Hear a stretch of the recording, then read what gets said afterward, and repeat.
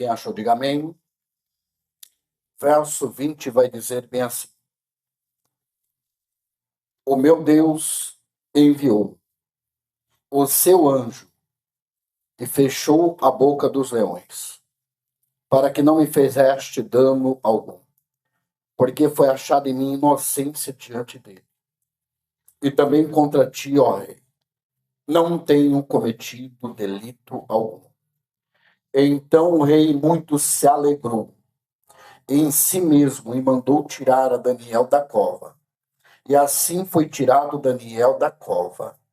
E nenhum dano achou nele, porque crera no seu Deus. Se assente dando glória a Deus. Louvado seja Deus.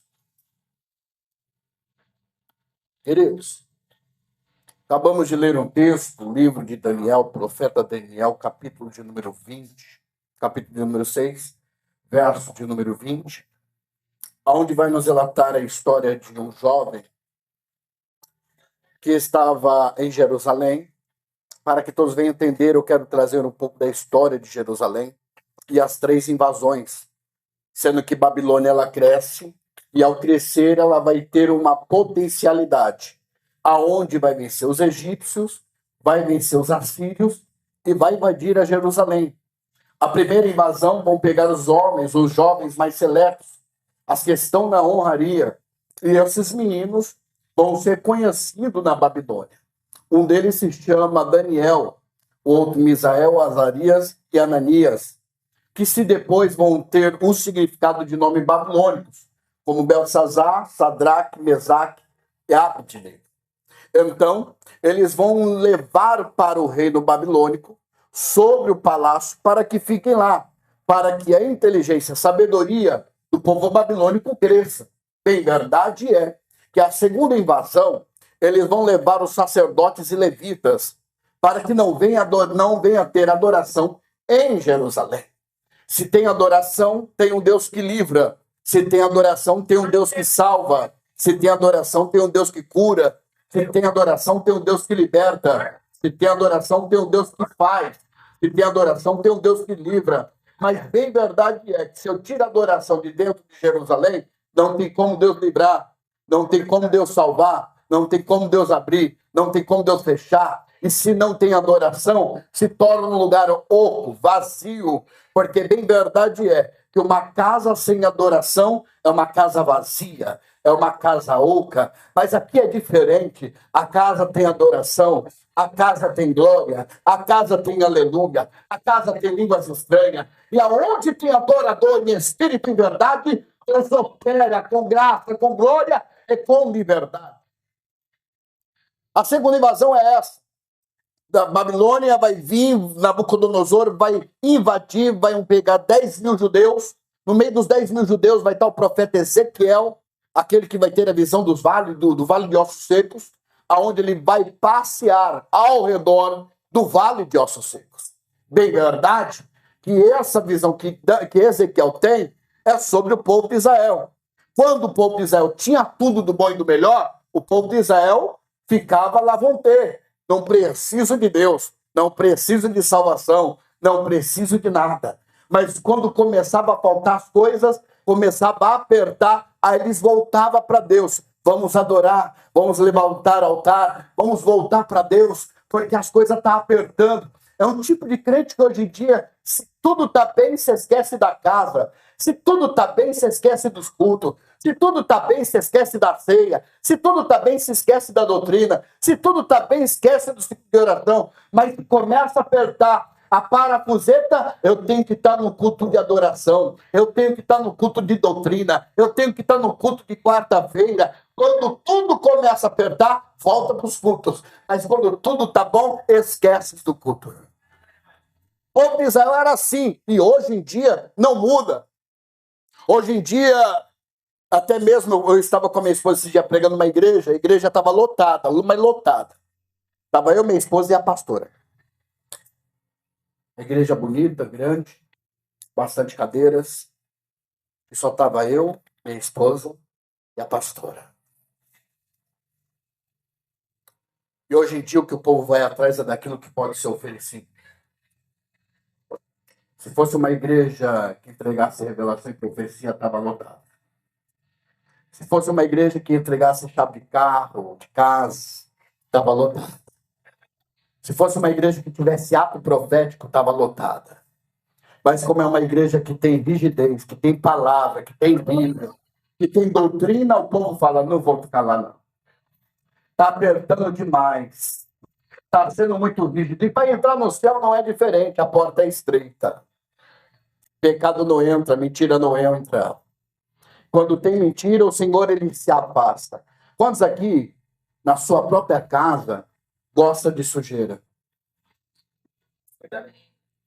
Quem aqui gosta de entrar numa casa suja? Com mau cheiro, mau odor. Uma casa bagunçada. O Espírito Santo, quando ele olha uma casa assim, ele se afasta. Mas se a casa está com cheiro bom, está organizada, a primeira coisa que você sente quando vai numa casa e a casa está cheirosa é o quê? Entrar dentro para saber como é dentro. É a mesma coisa o Espírito Santo. O ambiente está bom. Então eu quero conhecer ele, quero conhecer ela de verdade. Eu quero usar esse templo, eu quero usar esta casa. E quando você fala, Senhor, toma minha casa, a casa é sua. Como é que eu vou entregar minha casa para Deus se minha casa está bagunçada? Se a casa está suja. Primeiro eu tenho que limpar para que ele venha habitar. Então a segunda invasão, reino babilônico, vai invadir, levar 10 mil judeus, os adoradores, sacerdotes, os levitas. A terceira invasão destrói Jerusalém. Rouba todos os utensílios do templo. Deixa somente um povo pequeno. Os muros destruídos, as portas queimadas. Jerusalém destruída. Roubaram todo o ouro do templo, levantado por Salomão. Bem verdade que Deus já tinha avisado Salomão. Salomão, me agradei do templo. Mas avisa o povo para não se afastar. Porque o dia que isso acontecer, vou eu permitir que o povo pereça, que venha a praga e que o templo seja destruído. E aconteceu. Aí o texto vai dizer que Jeremias ele vai profetizar e ele vai falar, eis que se levantará um, por nome de Ciro, se unirá aos medos-persas e vencerá a batalha contra o reino babilônio. Bem verdade que aconteceu. Medos-persas entraram, Ciro entrou, Dário entrou, ganharam a batalha, venceram a vitória, Babilônia perdeu e liberto foi o povo. Porém, o povo foi para a cidade, aonde Artaxerxes estava liderando. Bem verdade que quando o povo vai voltar para Jerusalém, Jerusalém está destruída. Só que aqui Daniel está junto com Dário.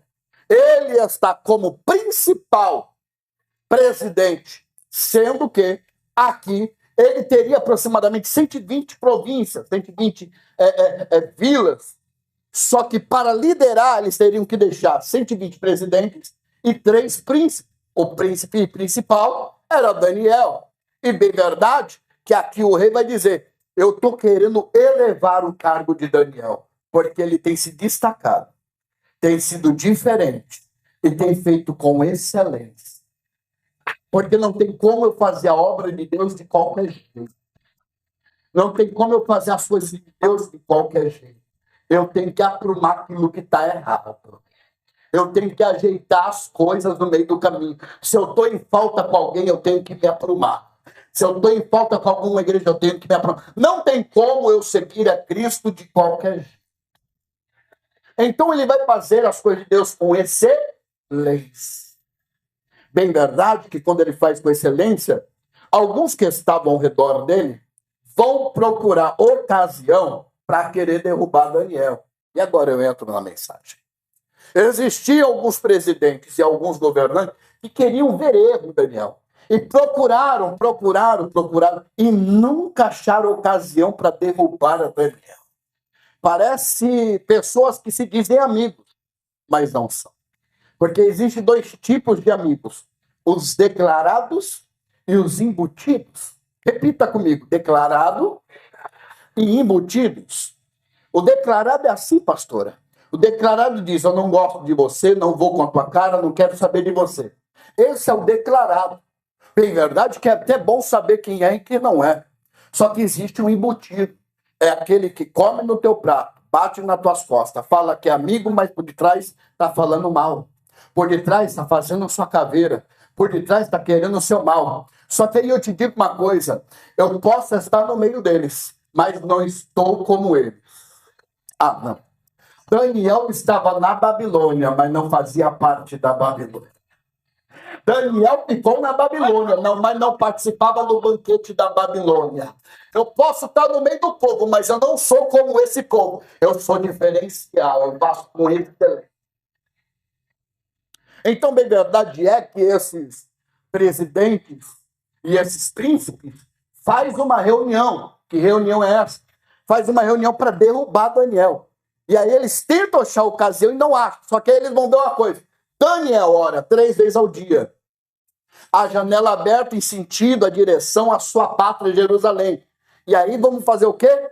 Vamos achar uma lei, derrubar ele, segundo a lei do Deus dele. Então vão levantar um edito e vão fazer reunião com o rei. A reunião foi marcada, porém Daniel não foi convocado. Como é que eu posso fazer uma reunião, sendo que o principal é o Daniel e eu não chamo ele? Só que enquanto estão fazendo reunião com o rei, Daniel está orando. O texto vai dizer, está tendo reunião, mas Daniel está de joelho. Está tendo fofoca, mas Daniel está de joelho. Está tendo panelinha, mas Daniel está de joelho. Pode fazer o que for contra mim, contra a tua vida, mas continue de joelho. Porque é de joelho que você alcança a vitória. De joelho que você alcança a vitória. Porque onde os teus pés não te levam, os teus joelhos te levarão. Daniel está orando, a reunião está indo, e aí vão levar o edito ao rei, e o rei vai gostar, porque, rei, esse aqui é o edito. Alguém que for adorar outro Deus ou outro Senhor, se não for a ti, que seja lançado à cova dos leões. Ele gosta, ele assina, ele carimba e fala, tá valendo, 30 dias. Aquele que desobedeceu, quebrar, vai ser lançado na cova dos leões. Aí vem um deles, com o edito na mão, e vai passeando até passar pela porta do quarto de Daniel. E Daniel está saindo. O texto vai dizer que o homem vai dizer, e aí, Daniel, já está sabendo do que do edito? Do que do decreto? Mas como é que você sabe? Você nem estava na reunião. Não precisa eu estar. Tem alguém que me representou no meio da reunião. Porque enquanto você está de joelho, Deus está aqui representando quem está fazendo. Ah, eu vou falar. Enquanto você está orando, está buscando, está jejuando, Deus ele olha e fala, não precisa ir, eu te represento naquele lugar. Eu te represento naquela forma. Eu vou estar lá para saber o que vão fazer, querer fazer contra a tua vida. Aí Daniel fala do decreto, do edito? Sei. Só que o problema não é se eu orar que eu vou morrer. Repito, problema não é se eu orar que eu vou morrer. É se eu ficar sem orar. Ô, Aramaia, eu vou morrer. Porque se eu orar, eu não morro. Mas se eu ficar sem orar, eu posso morrer. Porque o meu combustível, o meu oxigênio é a oração. Não tem como vencer batalha sem ter oxigênio. Não tem como vencer as guerras, lutas sem oxigênio. Tem que ter oxigênio. O oxigênio do crente é o quê? A oração. Aí ele diz, eu sei do decreto, eu sei do edito. Mas pode continuar com o que vocês estão fazendo, porque eu não vou parar. Aí um dia pegaram ele, levaram até o rei, e falaram, rei, alguém quebrou o seu edito e está aqui. Em 30 dias, se alguém fosse fazer alguma coisa, adorar outro Deus, seria lançado à cova. E quem que é? Está aqui. Daniel. O rei bota a mão na cabeça e fala, tu, o meu servo, a qual eu prezo mais, a qual eu tenho mais confiança, Senhor, eu posso fazer tudo, mas deixar de buscar o meu Deus, isso eu não deixo. Aí ele tenta intervir, o texto diz que o rei tenta intervir, mas não consegue. Ele tenta entrar, mas não consegue. Ele tenta quebrar, mas não consegue. Porque o problema de toda reunião é o bajulador. O problema de toda reunião feita contra mim e a tua vida é o bajulador. Porque o bajulador sempre está certo. Dependente do que for, ele está certo. Porque em tudo quanto é lugar ele está bajulando. Porque ele vai querer bajular para querer ganhar algo em troca. Eu faço isso, você faz isso por mim. Eu faço isso e você faz isso por mim. E hoje o que mais tem, aqui não, aqui é vacinado. Mas eu conheço muitos lugares que tem muito bajulador. Eu passo por debaixo dos panos e você deixa eu livre. Não toma ceia, não tem culto de doutrina, não vai na escola dominical, mas quer estar com a agenda cheia para tudo quanto é lugar. Esse dia eu vi um pregador pregando, eu estou com a agenda há 30 dias. Eu não sei nem quando eu vou voltar para casa. Espera aí, não tem pastor? Não tem pai, não tem mãe, não tem família, não tem esposa, não tem filho, mas está com a agenda cheia.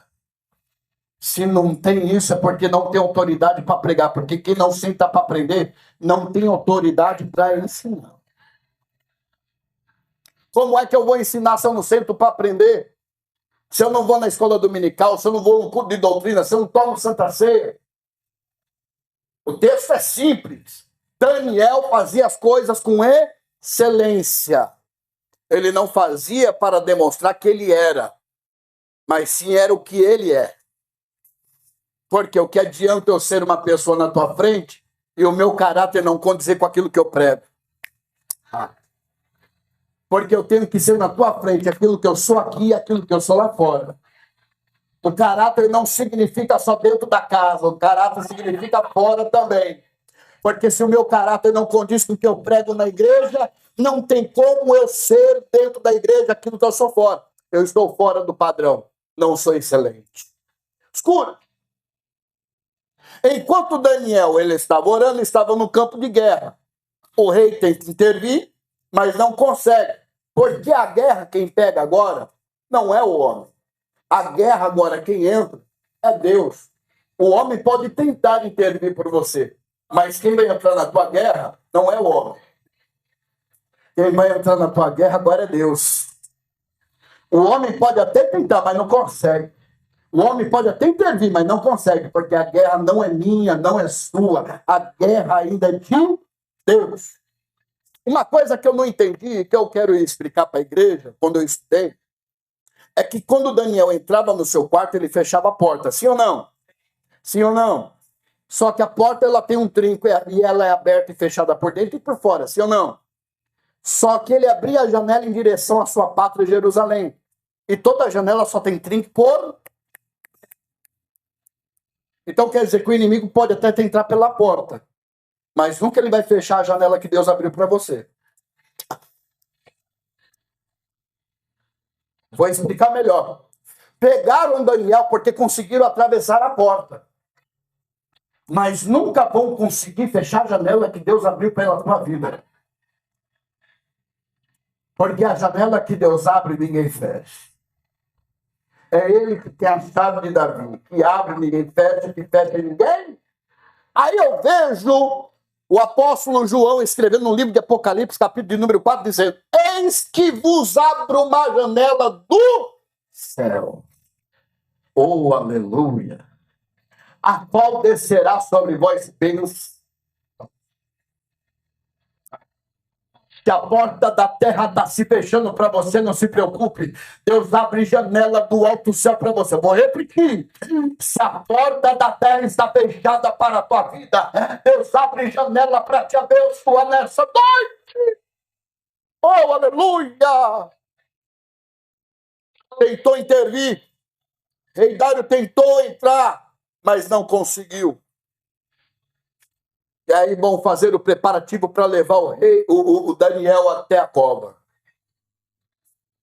Até o texto diz, até os soldados no meio do caminho chorou. Porque você, Daniel, porque não outro, você é simples. Você é homem de Deus. Eu não acredito. Aí o texto vai dizer que os soldados vão levando Daniel até a cova. Os leões estão famintos. E quando pegaram Daniel e lançaram dentro da cova dos leões, fecharam e colocaram uma grande pedra. E na pedra selaram com o selo do rei Dário. O rei até mesmo tentou intervir, mas não conseguiu. Daniel foi lançado na cova. Só que eu estou vendo o Daniel olhando para um lado e para o outro. E do nada ele vê um anjo. E o anjo vai dizer: Daniel, eu vim por causa da tua oração. Você não vai ver no texto dizendo que Daniel orou dentro da cova, não. Você vai ver Daniel orando antes de entrar para a cova. Porque você não tem que orar depois de entrar na luta. Você tem que orar antes de entrar na luta. Nunca faça nada depois. Sempre faça antes. Nunca deixe para fazer o amanhã o que você pode fazer hoje. Oh, aleluia. Eu estou sentindo a presença do Espírito Santo de Deus aqui nessa noite. Orime calabarastega. Daniel está na cova. O anjo aparece. Daniel, eu vim te livrar por causa das tuas orações. Não se preocupe, porque os leões estão em jejum, não vão te fazer mal. E eu vou conjecturar o texto, me deixa. Talvez o anjo falou: se você quiser um travesseiro fofinho, tem um leão ali mais preenchido, com mais cabelo, com mais pelo. Se você quiser um travesseiro mais lisinho, tem um ali que já foi despelado. Pode ficar à vontade, porque os leões não vão fazer mal para você. Daniel, ele descansa a noite toda. Aí agora eu estou vendo o rei tentando dormir, não consegue. O rei fala: não quero música, não quero comer, não quero beber. E também não consigo dormir. Mas quando chegou de manhã cedinho, o primeiro a estar na porta da cova era o rei. O rei chega na porta da cova e diz: Daniel, vive o Senhor teu Deus. Oh, aleluia! Que tenha te livrado dos leões. O silêncio no momento ficou grande, mas de repente, Daniel responde: ó rei, vive para sempre. O meu Deus me enviou o seu anjo. E vamos parafrasear: a palavra o anjo não é um anjo, é o. Porque se falar um anjo, é qualquer um. Mas quando se fala o anjo, a diferença muda. Quando se fala um pastor vai vir pregar, mas quando se fala o pastor vai vir, muda a história. O Senhor me enviou o seu anjo para me livrar dos leões e para não me fazer dano algum, porque não foi me achado em mim problema algum. Naquele momento o rei fica alegre, o rei começa a gritar: ele vive! Ele vive! Ele vive! Ele vive! E ele manda abrir a cova. Ele manda abrir e tirar a pedra. O que ele manda tirar? Peraí, vamos repetir para ficar mais gostoso. O que ele manda tirar? Em 5 minutos eu vou dizer as 3 pedras removidas. Armaia, sólia, calabaracinha. Aí é removido a pedra. Daniel sai sem dano algum. E aí ele vai pedir para aqueles que fizeram o edito, para aqueles que fizeram a reunião, para destruir Daniel, que lançasse tanto eles, quanto as esposas deles, quanto os filhos deles e a parentela dele lá dentro. Enquanto eles eram lançados, os leões destroçavam seus ossos. Mas de Daniel não se quebrou um osso sequer. espera aí, pastor, você está dizendo que a pedra que foi colocada foi removida depois? Sim. Eu só conheço um Deus que faz remoção de pedra quando ele dá o decreto. Aí vem o rei dizendo, a partir de hoje, aquele que não respeitar o Deus de Daniel vai ser condenado, vai pagar o preço, porque o edito foi esse. Olha o que o texto vai dizer, ele salva. Isso é um rei dizendo. Isso é Dário dizendo, ele salva, livra, opera sinais e maravilhas nos céus e na terra. E ele salvou e livrou Daniel do poder dos leões. Aqui eu estou vendo uma pedra removida. Aqui eu estou vendo Deus operando poderosamente. Só que eu conheço também um Deus que pede para remover pedra. Jesus vai para Betânia. Chega próximo do cemitério e fala, tire a pedra. Alamaia, Súbia. Não, mas já tem 4 dias, já está fedendo, tire a pedra. Mas não, tire a pedra, porque o negócio com o que eu tenho aqui não é com quem está fora, é com quem está dentro. Meu negócio não é com quem está fora, é com quem está dentro. Tire a pedra. Quando a pedra é removida do túmulo, ele diz, morto, sai para fora. Defunto, sai para fora. Porque se ele fala morto, sai para fora, quem estava morto no cemitério ressuscita. Só que o teu milagre nessa noite tem nome. Lázaro, sai para fora. Aí eu estou vendo o Lázaro dando um pulinho, porque ele está todo atado, 153 para 157 volta de faixa. E só era enterrado, enfaixado, quem era egípcio. Estão querendo tirar o judaísmo do povo de Deus e colocar aquilo que é do mundo. Ele está enfaixado, só que o que acontece? Tire as faixas dele. O que Jesus disse? Porque milagre não tem que ficar tampado. O mundo tem que saber que Deus opera na tua vida. O mundo tem que saber que ele faz milagres e maravilhas. O mundo tem que saber que ele faz o morto ressuscitar. O mundo tem que saber que Jesus ainda é vivo e ele é eficaz e está aqui nessa noite. Mas um dia ele entregou a vida dele por mim e por você. Eu estava na cruz do Calvário e as suas últimas palavras foi Tetelestai, que quer dizer, já está consumado, já paguei a dívida, tu não deve mais satisfação para diabo nenhum.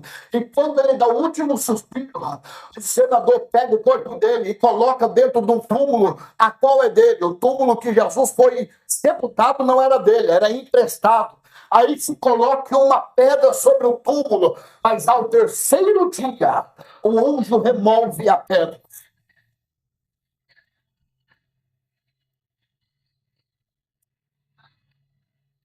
As mulheres vão ver.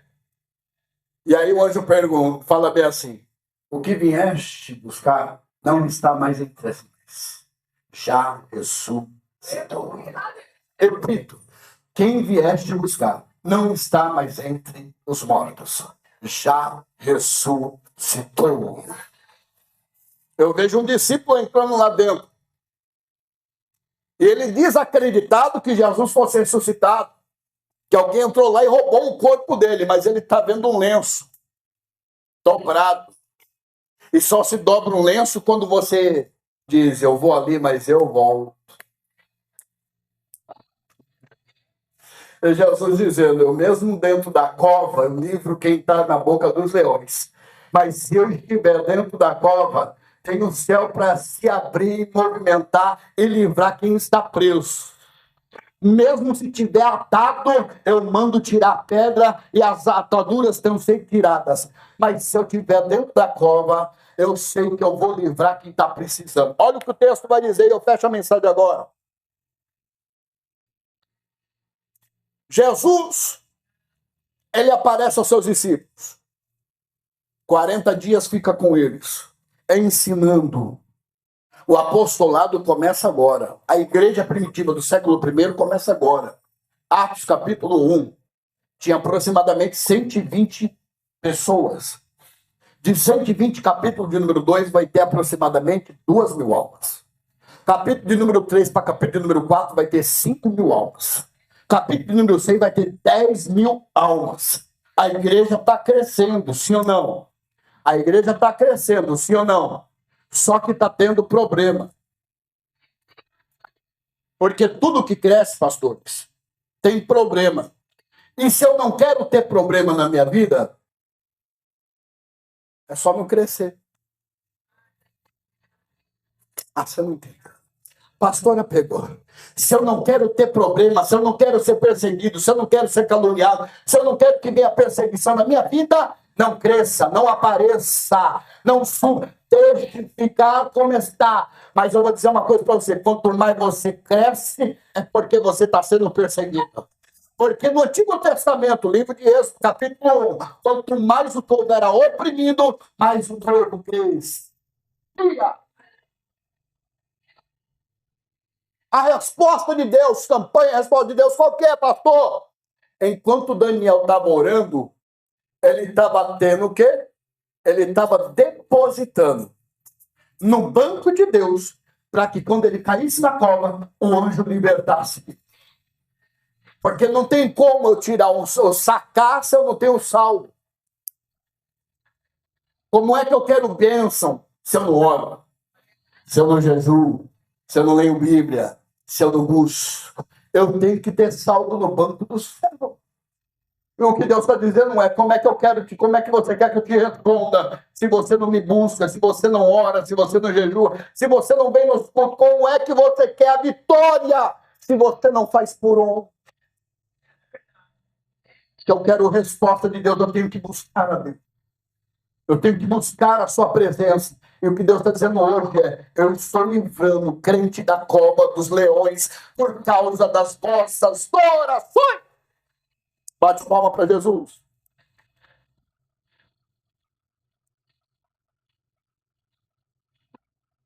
Queridos, fique com essa mensagem.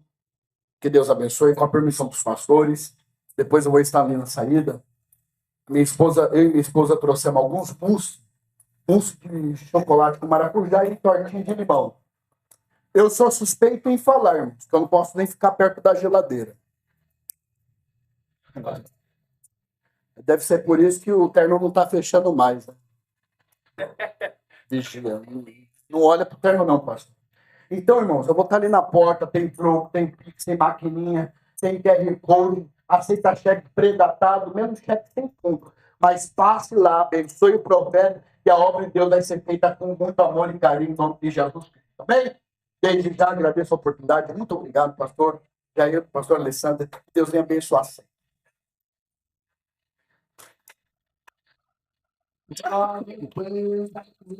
Palavra maravilhosa, né? Meu Deus, como Deus ele fala nesse lugar, usando a vida.